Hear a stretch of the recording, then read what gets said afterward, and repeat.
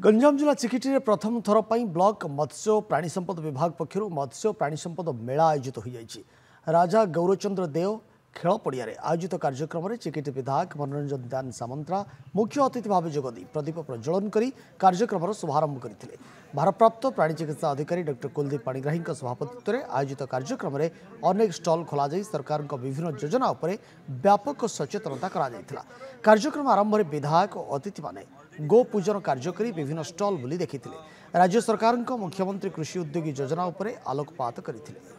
आगामी दिन में आम चिकिटी कहतु गंजाम जिले में कहतु मत्स्य चाषर विकास गोपालन विकास अन्य जो कुकुड़ा फार्म अच्छी समस्त योजना आगक नापी योजना को क्रियान्वयन देवाई एवं यह द्वारा जो लक्ष्य रही 2047 मसीहा बेलू विकसित भारत आत्मनिर्भरशील भारत हाँपाई स्वावलंबी हाँपाई यार लक्ष्य निश्चित भाव साधन हो पार आशा अच्छु। चाषी भाई भौणी मान को जो विभिन्न प्रकार स्कीम अच्छी गवर्नमेंट ता विषय रे अवेयरनेस करवा लोक को एप्लिकेशन कलेक्शन करवा आमर व्हाट्सएप ग्रुप गोटे अच्छी से जोड़ी हवा विभिन्न प्रकार स्कीम गवर्नमेंट ऑफ ओडिशा रो चलुची प्रति बाछुरी जन्म हवाठू तार माने वृद्धावस्था पर्यंत जहाँ जहाँ स्कीम अच्छी ता विषय जनइमा आमर यही मेलार